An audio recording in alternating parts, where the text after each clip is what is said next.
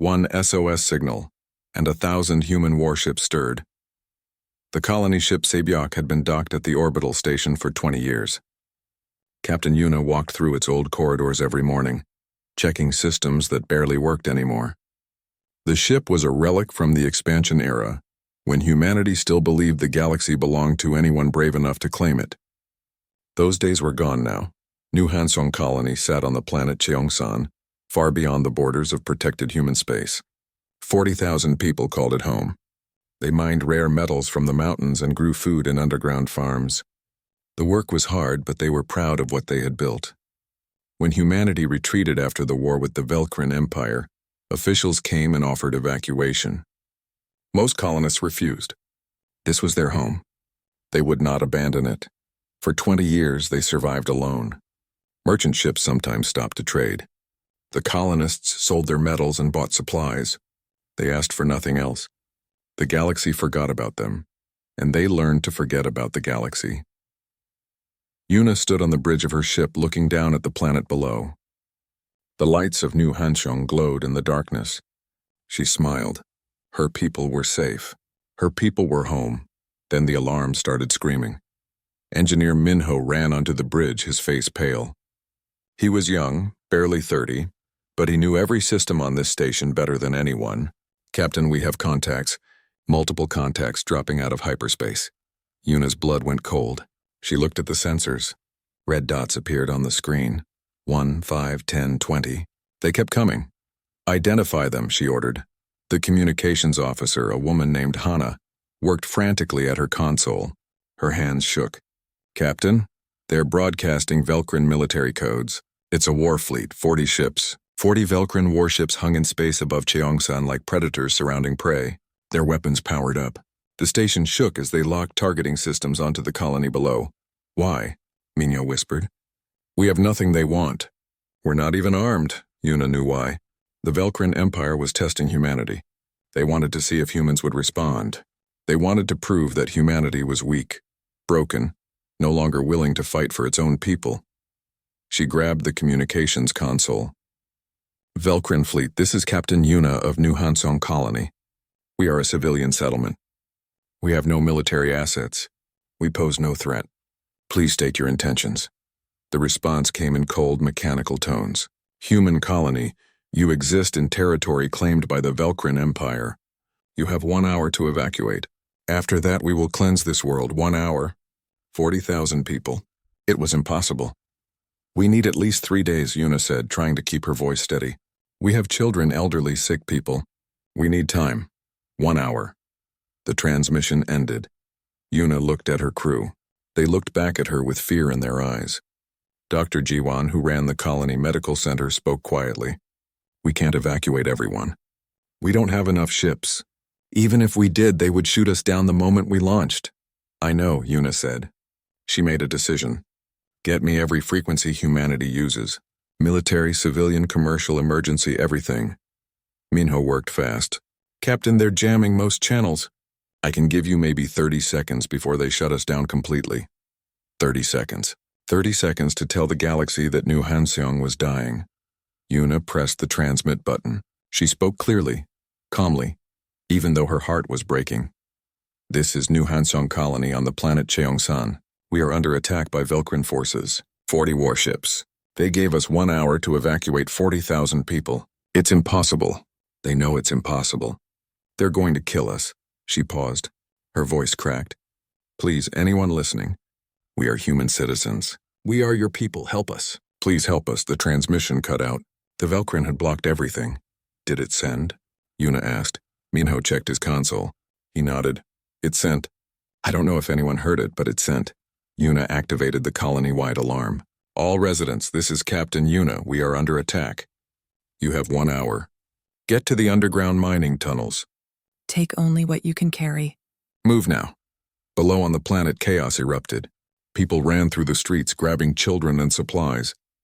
The underground tunnels were deep, protected by layers of rock. They might survive bombardment. They might. Dr. Jiwan took charge of the evacuation. She organized teams to help the elderly and disabled. She made sure the medical supplies were moved underground. She worked like she had done this 1,000 times. even though her hands shook with every step. Minho stayed on the station with Yuna and a skeleton crew. "Captain, we should go down too." "There's nothing we can do up here." "No," Yuna said. "If there's even a chance someone heard that message, we need to be here to guide them in."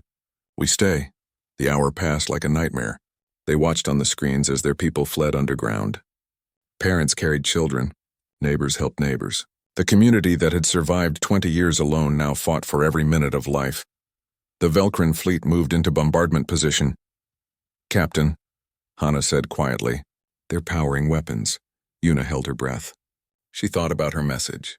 She thought about the thousands of humans scattered across the galaxy. Would any of them hear? Would any of them care? The first missiles launched from the Velkrin ships. Minho grabbed the console to steady himself. Impact in 30 seconds. Yuna watched the missiles fall toward her planet. Toward her home. Toward her people.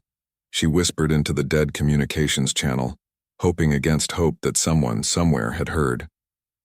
"We're here. We're still here." The missiles struck the surface. The planet shook. Cities that had taken 20 years to build began to burn. The Velkrin warships fired again and again, methodical and merciless. In the underground tunnels, 40,000 colonists huddled in the darkness. They felt the explosions through hundreds of meters of rock. Children cried. Adults prayed. Dr. Jiwan moved among them, offering what comfort she could. On the station above, Captain Yuna watched her world die. She had done everything she could. She had sent the message. Now all they could do was wait and hope and pray that somewhere, someone had heard the call. The bombardment continued. The Velkrin fleet hung in space, patient and cruel, destroying a defenseless colony to prove a point. New Hansong burned. But underground in the deep tunnels, 40,000 humans refused to die quietly. They held each other. They waited. They hoped, and far across the galaxy in places Yuna could not imagine, her message was beginning to spread. One SOS signal, and 1,000 human warships stirred specialist Taiwan was ending his shift at Incheon Station when the message came through. He was a communications officer, and most days his job was boring. He monitored routine transmissions, logged supply requests, and listened to merchant ships complaining about trade routes. The emergency frequency crackled to life. A woman's voice, calm but desperate, spoke words that made his blood run cold. "This is New Hansong Colony on the planet Chongsan. We are under attack by Velkrin forces. 40 warships. They gave us 1 hour to evacuate 40,000 people. It's impossible. They know it's impossible. They're going to kill us, please, anyone listening. We are human citizens. We are your people. Help us. Please help us." Then silence. Taiwan sat frozen. New Hansong. He knew that name. It was one of the forgotten colonies, abandoned when humanity retreated. He thought they had evacuated years ago. He played the message again, and again. The desperation in that woman's voice made something break inside his chest. He forwarded it to his supervisor, then to the station commander, then to Admiral Hyuk. Admiral Hyuk was 60 years old and tired. He had fought in the war with the Velkrin. He had watched good people die for every meter of space humanity tried to hold. When the treaty was signed, he felt relieved. No more death. No more war. He listened to the message from New Hansong 3 times, 40,000 people. 1 hour, it was already too late. The transmission had taken hours to reach Incheon Station. By now, New Hansong was probably gone. He sent a priority message to High Command. Request permission to deploy 5th Fleet to Cheongsan System. Human colony under attack. The response came back in minutes. Denied. New Hansong is outside treaty boundaries. No assets available. Regrettable loss, regrettable loss. 40,000 lives reduced to 2 words. Hyuk sat in his office for a long time. He thought about his son, who died in the war. He thought about all the soldiers who followed orders, who died protecting people they never met. He thought about what it meant to be human. He made a decision that would probably end his career. He called Specialist Taiwan to his office. "That message from New Hansong, I want you to send it everywhere. Every military frequency, every civilian network, every independent colony, every merchant ship everywhere." Taiwan blinked. "Sir, High Command said." "I don't care what High Command said. People need to hear this. They need to know what's happening. They need to decide for themselves." "Yes, sir." Taiwan smiled. It was the first real smile Hyuk had seen on his face in months. The message spread like fire through dry grass. Commander Dayun was patrolling the border in her frigate Mugunghwa when she heard it. She was young for a ship commander, only 32, and determined to prove herself. She ran a tight ship. She followed orders. She listened to the message. She looked at the distance to Cheongsan. 3 days at maximum speed.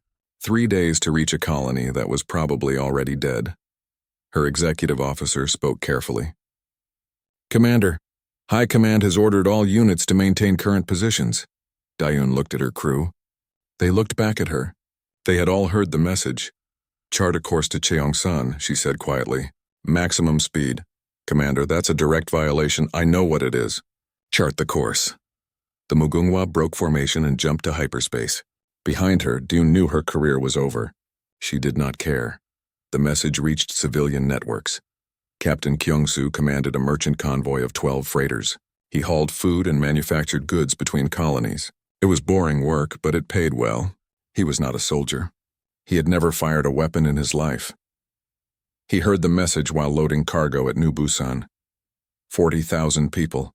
Children. Families. People just trying to live their lives. He walked through his ship, thinking. His freighters were not warships. They had no weapons, no armor, no training, but they had cargo holds that could be emptied.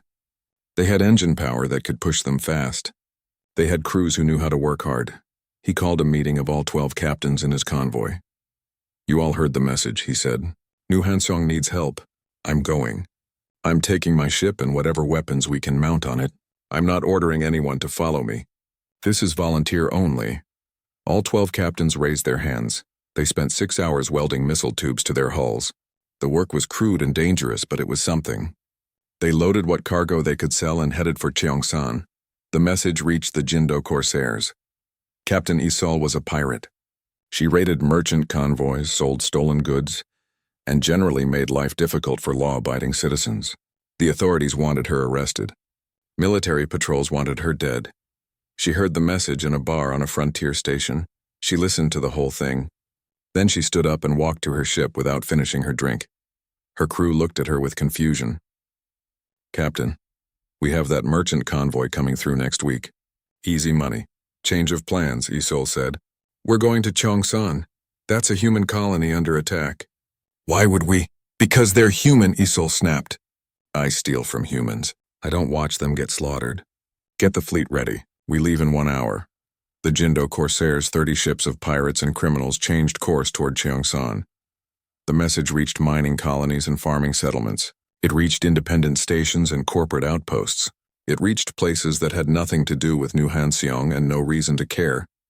But they did care. A mining colony called New Gwangju emptied its treasury to hire mercenaries. A farming settlement sent its militia, 20 ships crewed by farmers who barely knew how to fly. A corporate station donated medical supplies and volunteers. Ships began moving. Not because they were ordered to, not because it made strategic sense, but because 40,000 humans had asked for help, and that meant something. Admiral Hayuk watched the reports flood in. Dozens of ships, then hundreds. Military vessels breaking formation. Civilian ships arming themselves, even pirates changing course. He activated fleet-wide communications. All ships heading to Cheongsan. This is Admiral Hayuk. Rendezvous point at coordinates I'm transmitting. We go in together or we don't go at all. He looked at his own fleet, the 5th Fleet. 300 warships that were supposed to defend Incheon Station. 5th Fleet prepare to move out. We have people to save. His second-in-command looked worried. "Sir, High Command will have you arrested." "Probably. But I'd rather face a court-martial than explain to my grandchildren why I let 40,000 people die because it wasn't convenient." He smiled grimly. "Besides, I'm old. What are they going to do, take my pension?"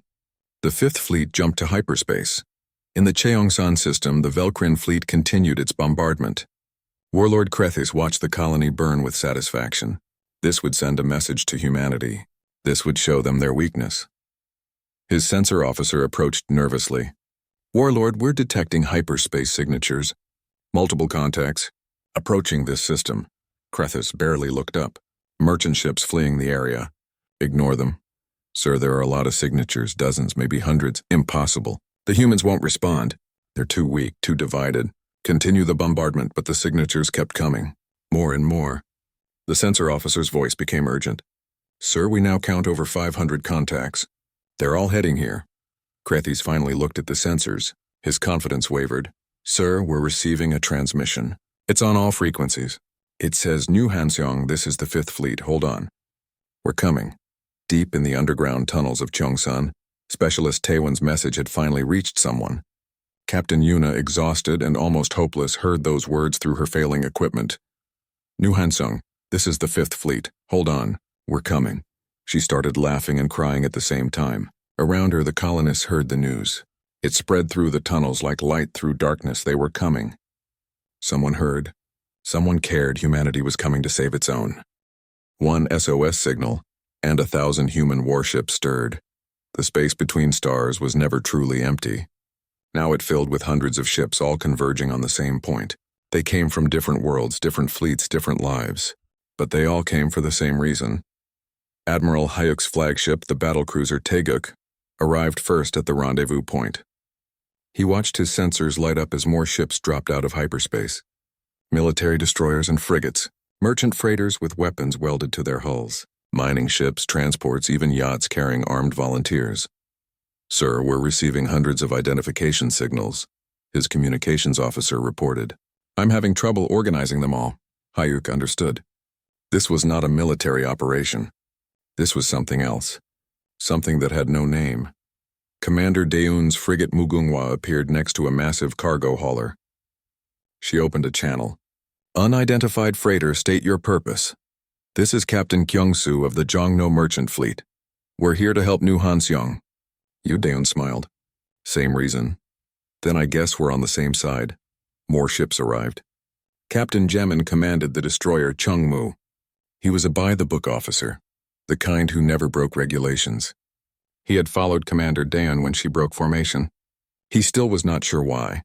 I should be arrested for this, he muttered to his executive officer. We all should, sir, but we're here anyway. A ship appeared that made everyone nervous. The Jindo Jeom, flagship of the Jindo Corsairs, pirates, criminals. Captain Isil broadcast on an open channel. Don't shoot. We're here for the colony, not for you. Truce? Admiral Hyuk responded. Truce, welcome to the fleet, Captain Isil. Never thought I'd be working with military, Admiral. Strange times. Strange times, Hyuk agreed. A massive hospital ship, the Hangang, arrived with civilian medical volunteers. Its captain was Dr. Yoonji, who normally ran a medical practice on New Seoul. She had loaded her ship with supplies and recruited everyone she could find. Admiral Hyuk, this is the Hangang. We're not fighters, but we can treat the wounded. Glad to have you, Doctor. Stay behind the combat line. The mercenary company Red Phoenix arrived in their distinctive red-painted ships. Their commander, Bonhwa, was a professional soldier who worked for the highest bidder. She broadcast to the fleet. We were hired by New Gwangju Mining Colony. They paid us to help defend New Hansong. So here we are. Hyuk appreciated the honesty. Good to have professionals with us. Don't get sentimental, Admiral. We're here because we were paid. But yeah, also because it's the right thing. She paused. Mostly the right thing. The money helps. Ships kept arriving. By the time the last stragglers appeared, Hyuk had almost 1,000 vessels under his loose command. He organized them as best he could. 200 military warships formed the core. 400 armed civilian vessels would support them. 300 medical and supply ships would stay back to rescue survivors. It was the strangest fleet ever assembled. No matching uniforms. No unified command structure. No standard tactics. Just 1,000 ships full of humans who refused to let other humans die alone. On Cheongsan, Captain Yuna monitored the situation from her damaged orbital station. The Velkrin bombardment had paused. They were detecting the incoming fleet. Engineer Minho managed to restore some communications. Captain, I'm picking up transmissions from the approaching ships. They're organizing. Admiral Hyuk is broadcasting coordinates. Yuna's voice was hoarse from breathing dust and smoke. How many ships? I stopped counting at 800, Captain. They're everywhere.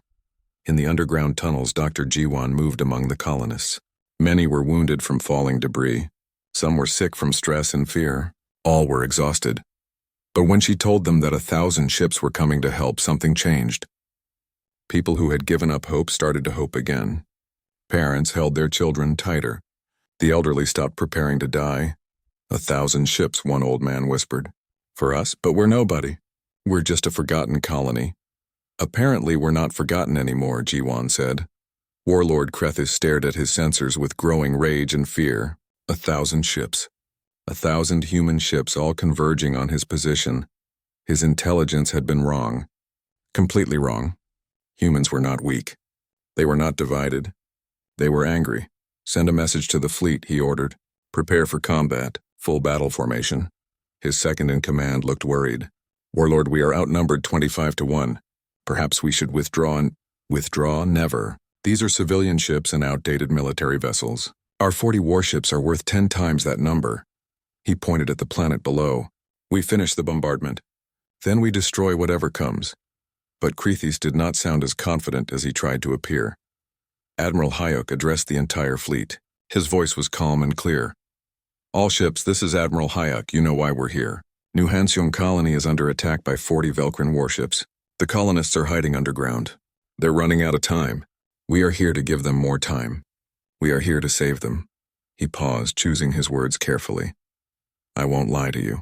Some of us will die today. Maybe many of us. The Velkrin have bigger ships, better weapons, more experience. But they don't have what we have. They don't have 40,000 reasons to fight. They don't have the knowledge that every person in that colony is our family. They don't understand what it means to be human. Another pause. We don't abandon our own. We never have. We never will. So here's what we're going to do. We're going to jump into that system. We're going to give the Velkrin one chance to leave. If they don't take it, we're going to show them why you never ever threaten human lives. Across 1,000 ships, crews cheered. Commander Daeun checked her weapon systems. Her frigate was small and lightly armed, but it was fast. She would lead the first wave. Captain Kyungsoo looked at his welded-on missile tubes. They would probably fall off after the first shot. He did not care. Captain Isul gathered her pirates. Listen up. We're criminals, yes. We steal, we raid, we break laws. But we're human criminals. And humans protect humans. Anyone wants to leave, speak now. No one spoke. Captain Jemin said a quiet prayer. He had a wife and daughter back home. He hoped he would see them again. But if he did not, at least they would know he died for something important. Mercenary Commander Bonhua checked her weapons with professional efficiency. Red Phoenix Company, remember your training. We go in fast, hit hard, and bring everyone home. We're being paid to win this fight, so let's win it. Dr. Yunji prepared her medical bays. She knew they would be full soon. She tried not to think about how many wounded she might see, or how many would not make it to her ship at all. Admiral Hayuk gave the final order. All ships prepare to jump to Cheongsan system. Combat vessels jump first. Support vessels follow after we secure the area. Everyone checks in. 1,000 captains acknowledged the order. Then let's go save our people. All ships jump! The space around the rendezvous point lit up with hyperspace portals. One by one, then dozens at a time, then hundreds, the ships vanished. They reappeared at the edge of the Cheongsan system. A wave of human vessels armed and ready facing 40 Velkrin warships. Warlord Krethis stared at his sensors. The humans had actually come. All of them. It was madness. Admiral Hyuk broadcast on all frequencies, including Velkrin. A Velkrin fleet, you are attacking human civilians. Withdraw immediately or be destroyed. Krethis laughed. Human fleet, you are outnumbered and outgunned. We will destroy you, then finish what we started. Wrong answer, Hyuk said quietly. He opened fleet-wide communications. All ships. They chose war. Show them what happens when you threaten our family. Attack. 1,000 human ships surged forward. The Battle of Cheongsan had begun. One SOS signal. And 1,000 human warships stirred. Commander Daeon's frigate Mugunghwa led the first wave. 20 frigates and destroyers accelerated to maximum speed. Missiles ready, targeting systems locked on the nearest Velkrin warship. All weapons fire. Daeon ordered. Hundreds of missiles streaked across space. The Velkrin warship activated its defense systems, shooting down most of them. But not all. 3 missiles struck its hull. Explosions blossomed across its armor. The Velkrin fleet responded. 40 warships opened fire at once. The space between the fleets filled with energy beams and projectiles. The destroyer next to Dan's ship exploded. One moment it was there, the next it was debris and expanding gas. 1,200 people gone in a flash of light. Evasive maneuvers. Daeun shouted. Her ship twisted and rolled, dodging incoming fire. A beam passed so close it scorched her hull. Behind the military vessels, Captain Kyung-soo's merchant freighters moved in. They were not fast like warships. They were not heavily armored. But they were many. All ships scatter pattern alpha, Kyung-soo ordered. The 12 freighters split apart, each heading for a different Velcrin target. The Velcrin focused their fire on the military ships, dismissing the freighters as no threat. That was their first mistake. Kyung-soo's ship reached firing range. "Launch missiles!" The crude missile tubes fired. The weapons were old, slow, and barely functional. But they worked. His missile struck a Velcrin warship's engine section. The enemy ship lurched, its power flickering. It worked. His co-pilot shouted, "It actually worked." "Reload and fire again." Kyung-soo was grinning despite the terror. His freighter was never meant for combat. But here he was, fighting a warship and surviving. The Jindo Corsairs attacked like wolves. Captain Isol led her 30 ships in wild, unpredictable patterns. They used debris as cover. They launched missiles, then fled before return fire could hit them. They were pirates used to fighting dirty. "Target their sensors," Isol shouted. "Blind them!" Her ships fired specialized missiles that exploded into clouds of metallic chaff. Velcrin targeting systems scrambled. For a few crucial seconds, they could not lock on to targets. In those seconds, more human ships closed the distance. The Red Phoenix mercenaries fought with professional precision. Commander Bonhua directed her ships like pieces on a chessboard. When a Velcrin warship focused on one group, another group struck from behind. When the enemy tried to regroup, her ships scattered. "Keep them off balance," Bonhua ordered. "Don't let them coordinate." A Velcrin warship exploded, its reactor breaching. The Red Phoenix ships moved to the next target. Admiral Hayuk watched from his flagship. The battle was chaos. Ships everywhere, firing in all directions. But it was working. The human ships were overwhelming the Velcrin through sheer numbers. "Focus fire on their flagship," Hayuk ordered. "Bring down their command ship." 20 warships concentrated their fire on Warlord Krethis's vessel. The Velcrin flagship was massive and heavily armored, but even it could not withstand that much firepower. Krethis felt his ship shake. Alarms blared. Systems failed. He grabbed his communications console. "All ships fall back to defensive formation." But his fleet was scattered. The humans were everywhere, attacking from every angle. Coordinating a defense was impossible. Captain Jamin's destroyer Chungmu took a direct hit. The explosion tore through his ship's side. Emergency bulkheads sealed, but half his crew was trapped in the damaged sections. "Sir, we're losing power," his executive officer reported. "Weapons offline." "Engines failing." Jamin looked at his screen. A Velcrin warship was lining up for another shot. His shields were down. His weapons were dead. His ship was finished. He looked at the planet below. New Hanseong. 40,000 people waiting for rescue. He made his decision. Evacuate the crew. "Everyone to the escape pods, now!" "Sir, what about you?" "I'm staying. Someone needs to pilot the ship." He smiled grimly. "Get them out." "That's an order." His crew scrambled to the escape pods. They did not want to leave their captain, but they followed orders. Within minutes, escape pods were launching, carrying his crew to safety. Jamin was alone on his dying ship. He redirected all remaining power to the engines. Not to flee, to accelerate. He opened a channel to the Velcrin flagship. "Warlord Krethis, this is Captain Jamin of the destroyer Chungmu. I have a message for you. Human, your ship is finished. Surrender and you may survive. The message is this: for New Hanseong." Jamin pushed his engines to maximum. His damaged ship accelerated toward the Velcrin flagship. Faster, faster. At relativistic speed, even a small ship became a weapon. Krethis saw it too late. Evasive maneuvers. The flagship tried to turn. It was too slow. The Chungmu struck the flagship at a significant fraction of light speed. The kinetic energy was enormous. The impact did not cause an explosion. It was far worse. The flagship simply ceased to exist, vaporized along with the Chungmu in a flash of energy that lit up the entire system. Warlord Krethis never knew what killed him. The remaining Velcrin ships panicked. Their commander was dead. Their flagship was gone. The human fleet was everywhere. "Retreat," the second-in-command ordered. "All ships retreat to hyperspace." The Velcrin warships broke formation and fled. Some made it. Many did not. Human ships pursued them across the system, firing until their weapons overheated. When the last Velcrin ship jumped to hyperspace, the battle was over. Admiral Hayek surveyed the damage. The human fleet had paid a terrible price. 67 warships destroyed, 143 civilian vessels lost, over 30,000 people dead, but New Hanseong was saved. All ships cease fire. Medical vessels move in. Start rescue operations.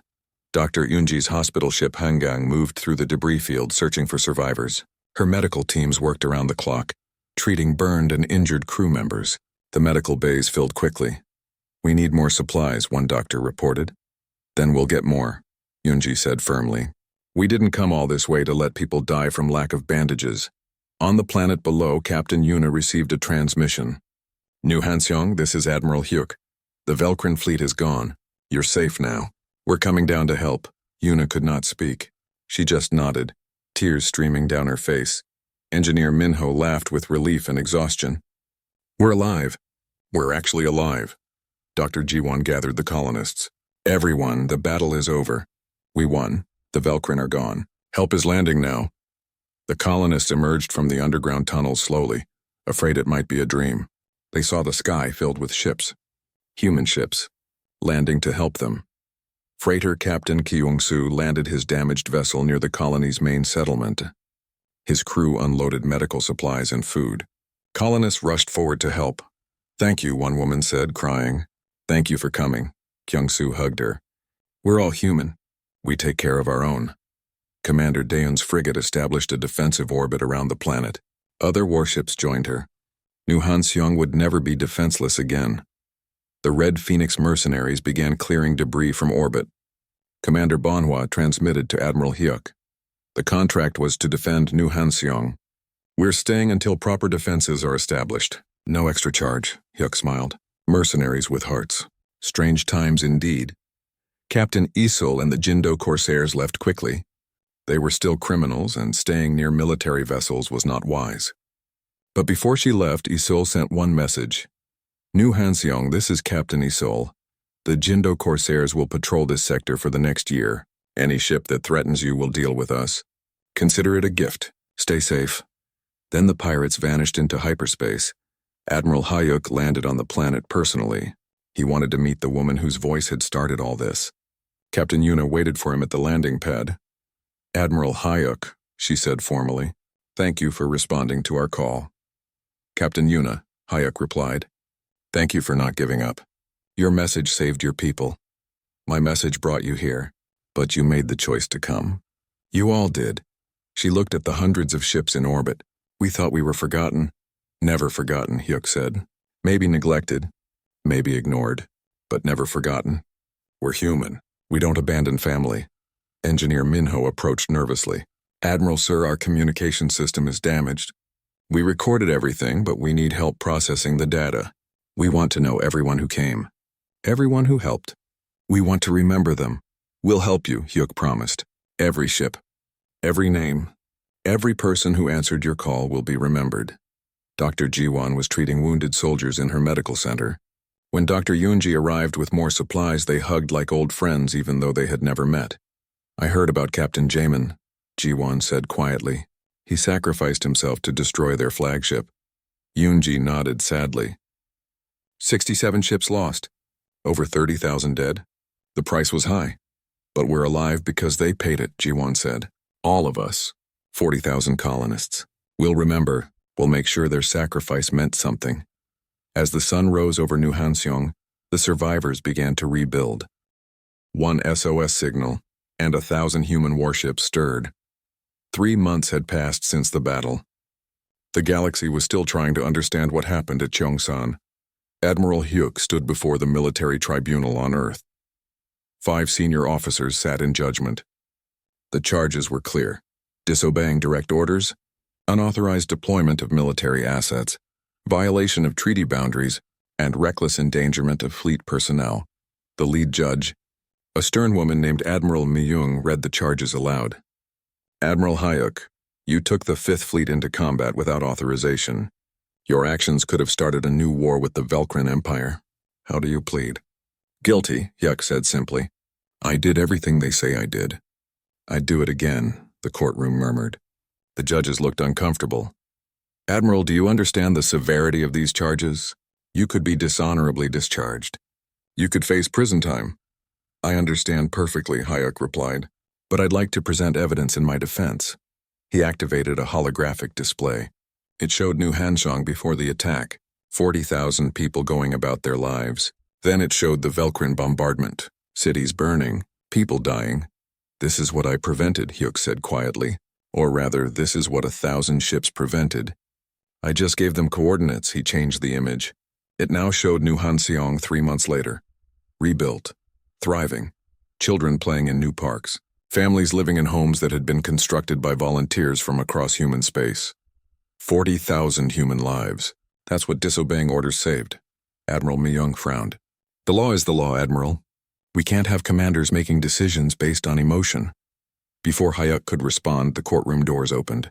Captain Yuna walked in, followed by Engineer Minho and Dr. Jiwon.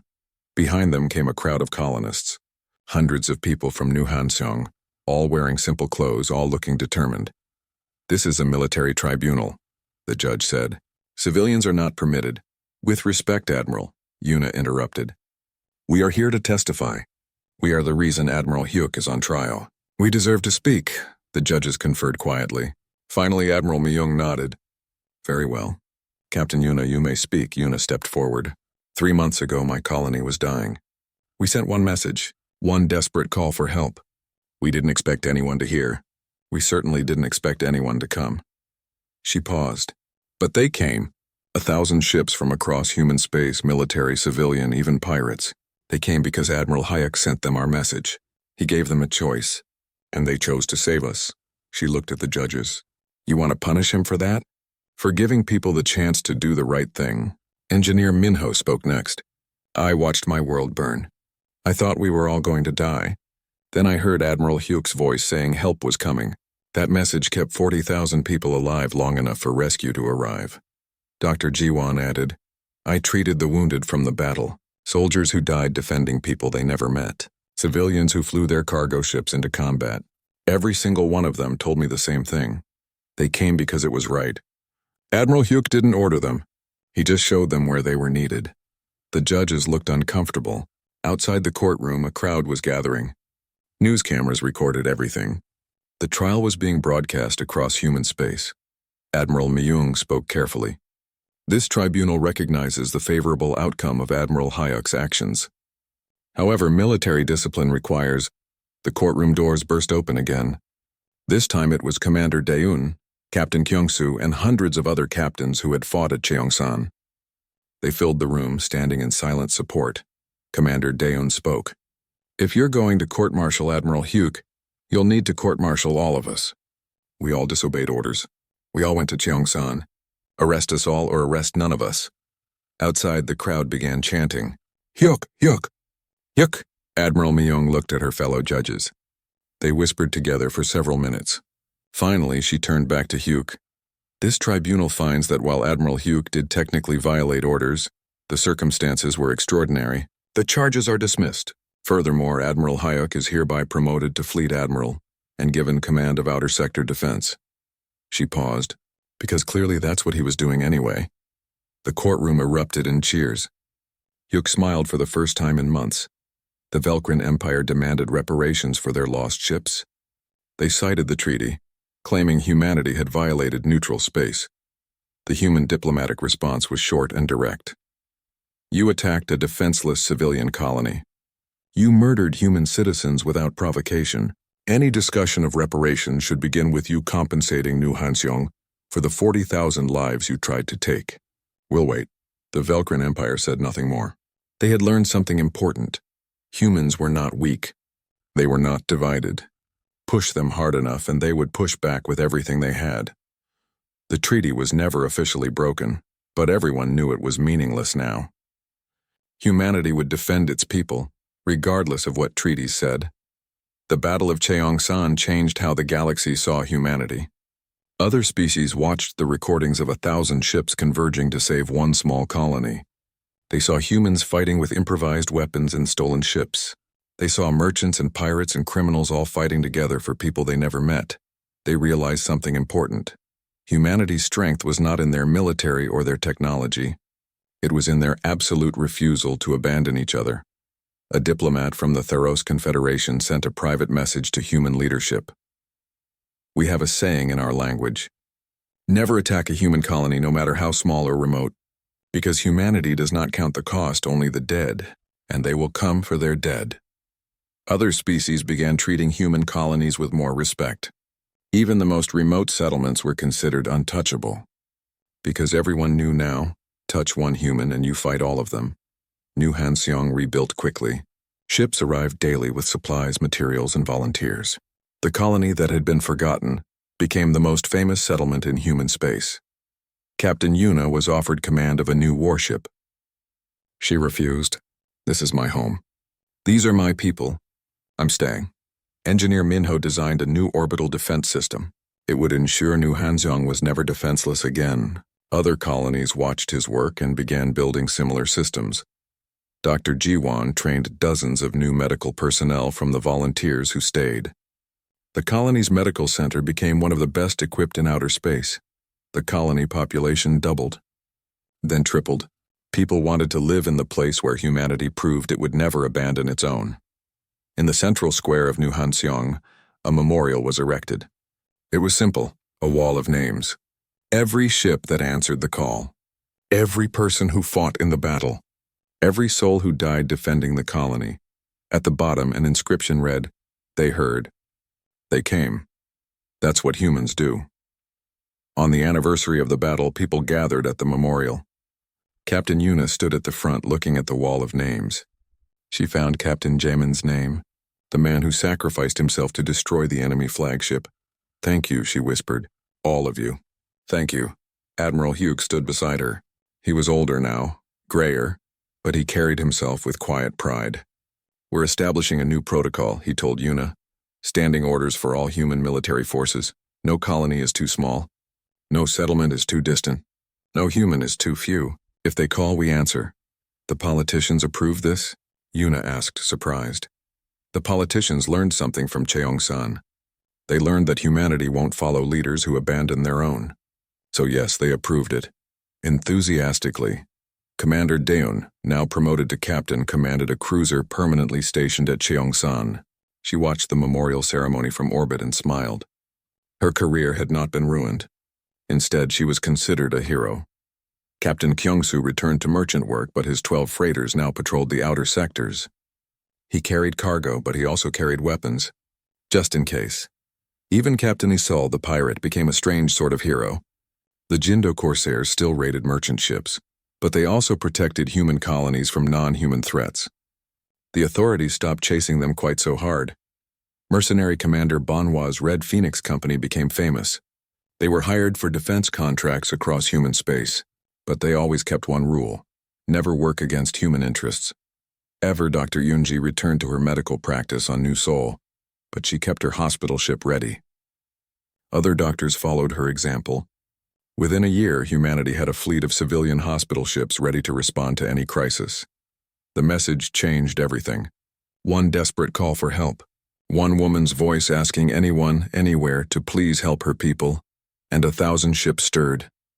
Years later, in schools across human space, children learned about the Battle of Cheongsan. They learned about the colony that was abandoned, the attack that should have destroyed it, and the 1,000 ships that came from nowhere to save it. Teachers told their students, "This is what it means to be human. We don't ask if it's convenient. We don't calculate the cost. When our people call for help, we answer, always." The lesson spread beyond Earth, beyond the core worlds, to every settlement and station and ship across human space. From the richest core worlds to the poorest frontier colonies, everyone understood.